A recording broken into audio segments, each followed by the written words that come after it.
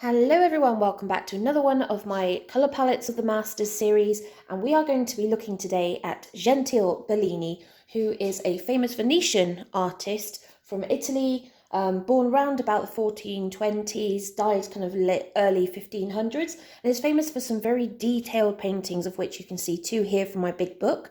And this is the one that we're going to be studying, which is called Miracle, the True Cross. And this was created around about 1475.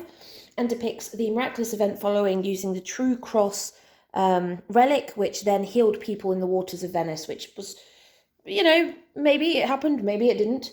But one of the good things about Gentile is just his use of colour and light. Obviously, Venice is a very crowded city with the buildings quite close on either side of the canals, so you ended up with a lot of very angular light. And also, Venice was a city of very rich colours, of which he tried to portray in this painting. So because this is such a small painting, I will put a bigger version here, so you can see that I'm going to be working from. So let's have a look at the colours for this.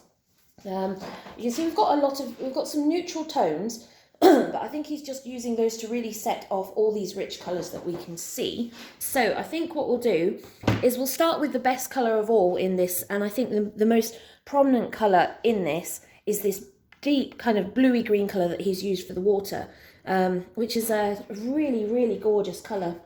So I'm just going to have a look. I've got a couple of options. I don't really have anything that's quite as turquoise as that. I have a couple of really prominent colours, but nothing quite as green. Well, bluey green anyway. I have some turquoises, but not quite to that level. I think this is probably going to be the closest colour I've got to it. So we're going to stick this one right in the middle. It's quite a vivid colour, as you can see. And it is just such a stunning, rich colour that he's put in this painting. So, there's our first colour down.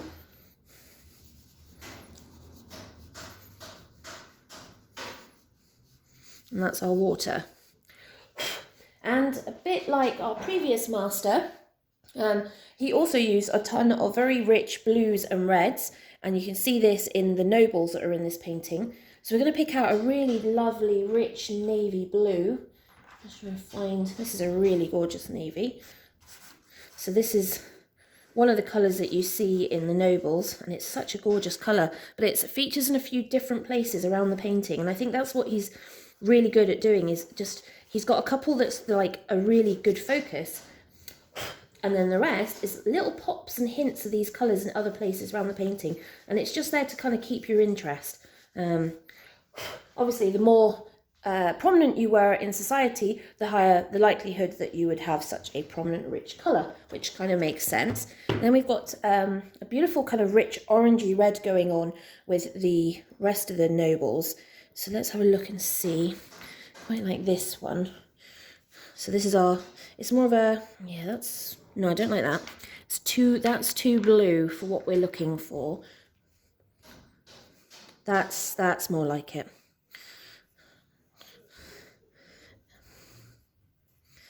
So this is still a little blue, but it has got a lot more, has got a bit more yellow tone in it. It's not sticking to this paper very well, which doesn't help. If I blend it in, you can see a bit more of the warmth. So it's not completely a blue, but it is a really nice colour. More of a kind of viridian, I think, more of a viridian red.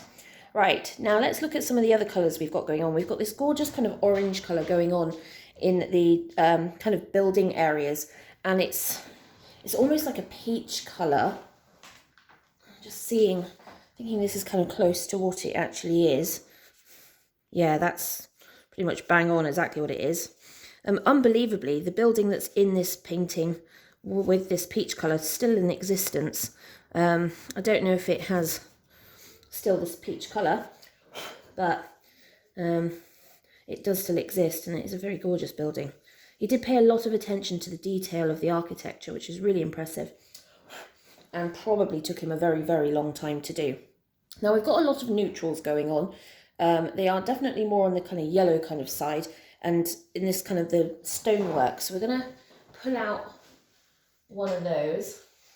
So we've got a kind of neutral gold yellow, this one, which you see a lot of the kind of stonework colour is in. You can see this is a very, very different colour palette to our last one.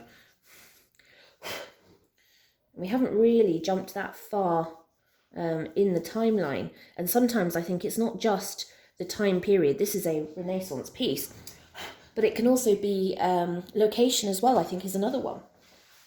Now, our next prominent colour in this painting is probably going to be these roofs. Now, they're a kind of weird browny red colour. Let's kind of see what I've got. It's kind of close. I've got a... Which one is this? This is a Conte, so this is going to be quite hard, but it is the right colour.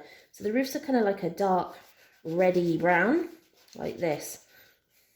So here's our first proper brown tone. So more like it's definitely close to a kind of burnt umber colour, which as a readily available pigment at the time, not really surprised that this is going to show up in this painting in any way whatsoever. Okay, next colour that we've got this kind of golden colour which is on the bridge and in quite a lot of the people, so I think we really need to be bringing that out. It's quite a yellow gold, so I'm going to use this sort of colour for that.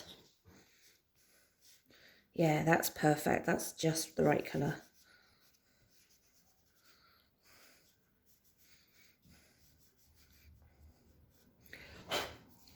So we've got our yellow gold there. And then we do actually have an interesting kind of browny green which is being used for these plants, but I'm not really sure I really want to bring that in.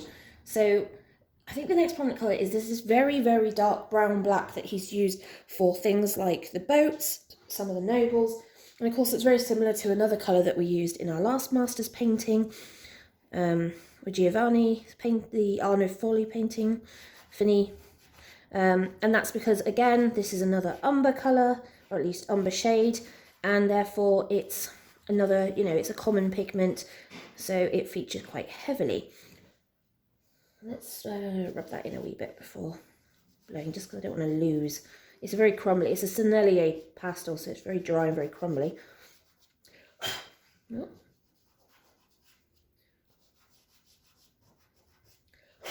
Right, and the last colour that we're going to pick on, I think we've got what's going on here. I think we've got another blue here, which is a yellow blue, but I don't really want to pick that up. There is a fair bit of orange going on though in the crowd, and I'm wondering if we really want to bring that out because it features in a number of different places. So it's a bit like it's a darker shade of the peach, with just a little bit more orange in it. So we're gonna, like this. It's more kind of like what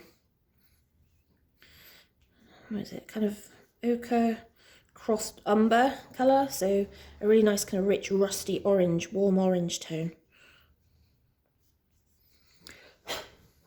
Right, so there is our colour palette from Gentile Bellini's painting, Miracle of the True Cross.